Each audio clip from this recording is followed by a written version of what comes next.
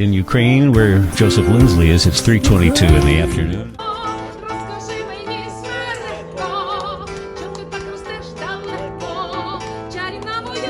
I'm sorry for that there's bad connection. That's our new reality here. But I don't know if you can hear in the background here, there are people singing Ukrainian folk songs on the street, the streets here of Lviv. And this is today, it's an ancient holiday in Ukraine. It's called the Feast of the Protection of the Mother of God and of the Defenders and the Defendresses of Ukraine.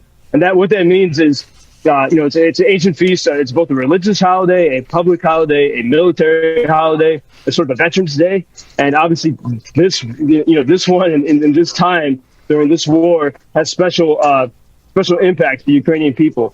Last night, on the eve of the holiday, there were hundreds of people gathered, mainly young people, in the main square of Lviv.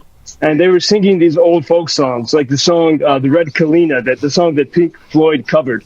And it was such a beautiful moment to see this, and here again, I see the rejection of the victim mentality. People who are, even in the darkest of times, after this very difficult week, are able to sing with such joy. And at the end of the singing, the singer said, Slava Ukraini, the people respond, glory to Ukraine.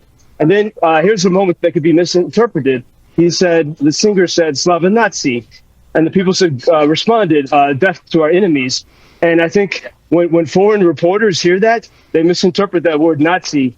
It's a Ukrainian word for nation. Oh. And so this has been a problem because you have so many foreigners that come here and they don't know the Ukrainian language. They don't know Slavic languages. And they interpret that, it's sort of that would feed into Putin's propaganda. And certainly the Russians try to use that. And then at the end, you have all these people gathered in families, and someone shouted Putin, and then they all responded with something unpronounceable. I don't know if I can swear in Ukrainian, so I won't on the radio. But you sort of see this cheerful defiance on this day. And as I was running through a park today, there was a religious shrine in the middle of the forest, and people, soldiers and clergy and citizens were gathered there to sing and to pray. And so that's really what you see throughout Lviv today. I asked a friend of mine, do you have any special traditions for this day?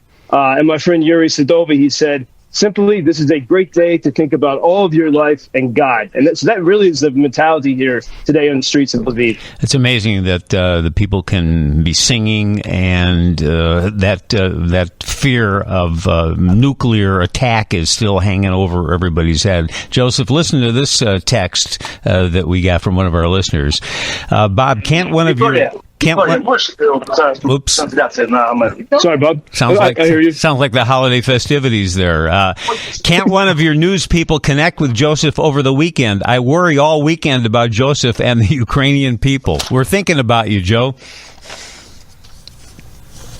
Well, that's great to know. And as much as I can share about Ukraine, I'm happy to do so. Because we'll pick up on this conversation Monday, Joe. If you can hear me, we're having a little communications problem today, which is completely understandable.